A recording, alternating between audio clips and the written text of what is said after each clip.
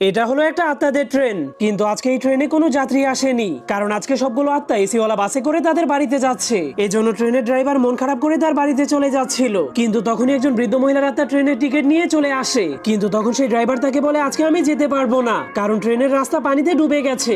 যা শোনার পর সেই বৃদ্ধ দাদির আত্মা তার চুলের ভেতর থেকে একটা হীরা বের করলে সেই ড্রাইভার অনেক লোভে পড়ে যায়। এজন্য ড্রাইভার সেই হীরাটাকে পাওয়ার জন্য বৃদ্ধ দাদির আত্মাটাকে তার ঠিকানায় নিয়ে যেতে শুরু করে, কারণ সেই হীরাটা পেলে সে কোটিপতি হয়ে যাবে। কিন্তু ট্রেনটা একটা ব্রিজ পার হওয়ার পরেই থেমে যায়, কারণ সামনের রাস্তাটা ডুবে গিয়েছিল।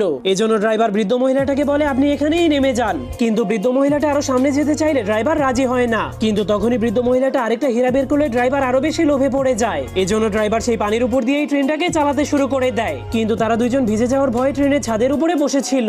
ঠিক তখনই ড্রাইভার সেই বৃদ্ধ মহিলার পরিবারের একটা পুরনো ছবি খুঁজে পায়, যা দেখার পর ড্রাইভার বুঝতে পারে বৃদ্ধ মহিলাটা সেই জায়গায় যেতে চায় যেখানে সে বেঁচে থাকা অবস্থায় এই ছবিটা তুলেছিল। কিন্তু তখনই ট্রেন একটা ধ্বংস হয়ে যাওয়া সুড়ঙ্গের